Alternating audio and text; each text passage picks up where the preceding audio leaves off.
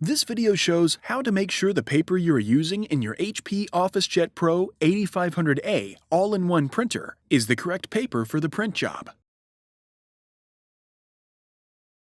First, lift the paper output tray. Load the paper print side down in the input tray. Some types of paper have printing and non-printing sides, like photo paper.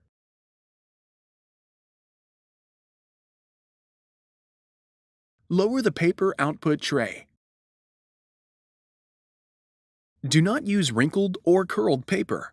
Load only clean, wrinkle-free paper into the printer. Some paper types do not absorb ink as well as others. If your print smears easily, make sure you are using the recommended paper. Using the wrong type of paper can cause vertical streaks in your printouts. Replacing the ink cartridges does not fix vertical streaks. For basic text documents, HP recommends using plain paper with color lock technology. This paper works well with HP ink. For documents with dense printing, such as high-contrast graphics or photographs, use HP Advanced Photo Paper for the best results. Store photo paper in its original packaging inside a resealable bag. Place the paper on a flat surface in a cool, dry place.